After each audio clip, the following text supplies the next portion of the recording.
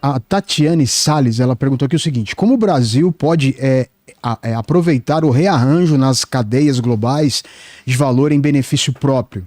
Quais os produtos e quais os setores podem se beneficiar?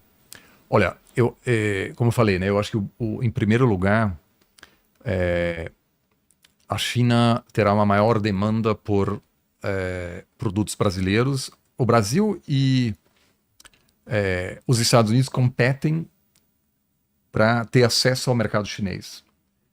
A briga comercial entre a China e os Estados Unidos dificulta a estratégia das empresas americanas na China e dificulta a estratégia das chinesas nos Estados Unidos. Então, o Brasil, sendo uma economia grande, pode agora ter vantagens nos dois mercados, tanto no mercado americano quanto no mercado chinês.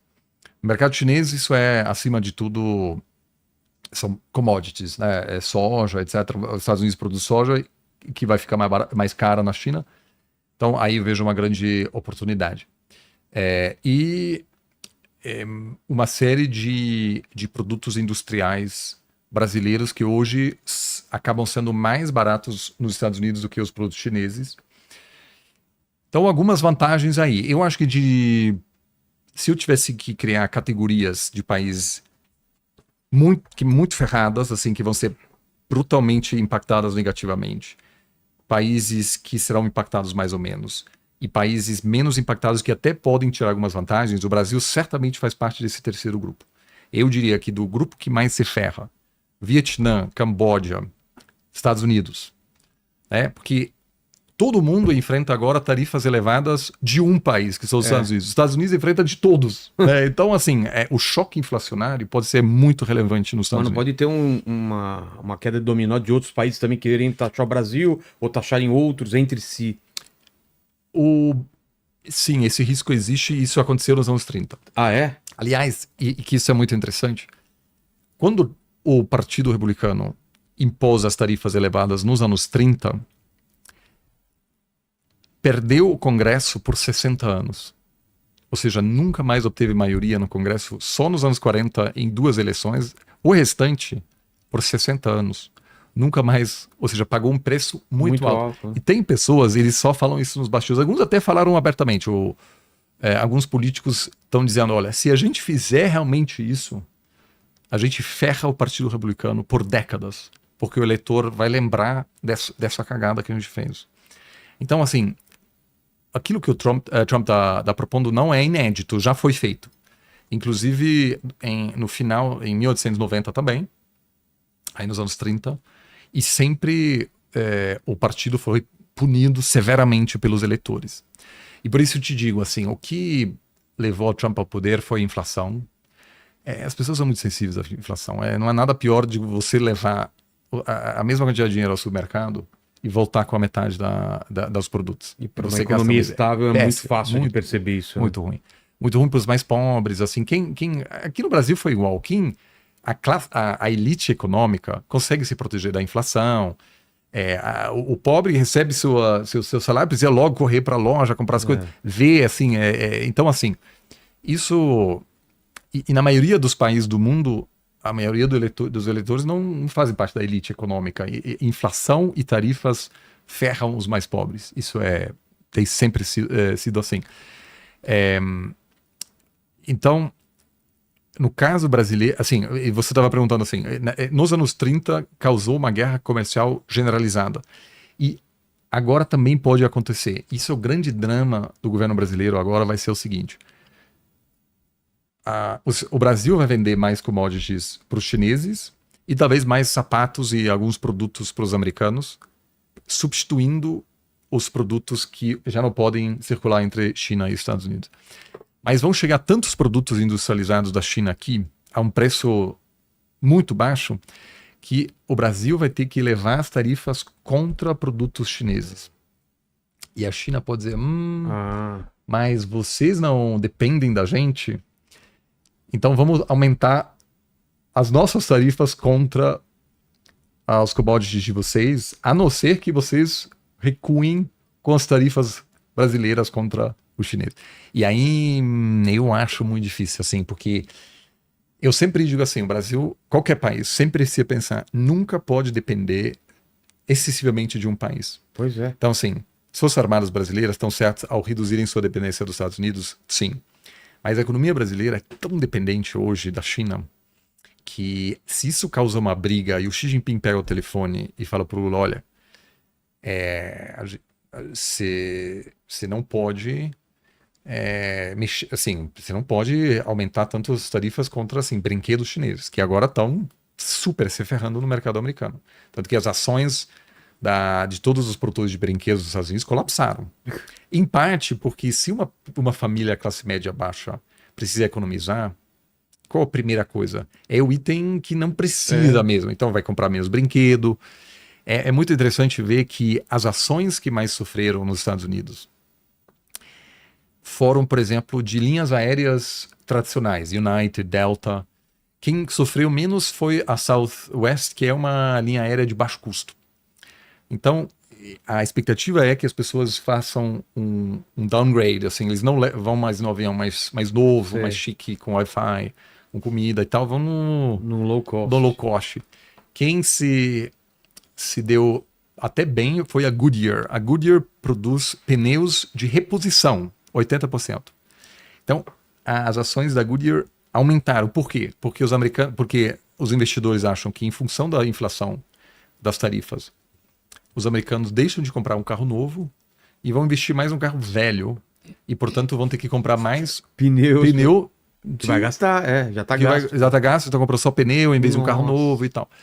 Quem também aí é o McDonald's, por exemplo. Que doideira, o mercado já se prepara. Prepara. Você pros consegue, possíveis- você analisando É muito sensível, né? muito, você analisando o comportamento de cada, ou seja, a Goodyear cresce, as produtoras dos carros têm que cair.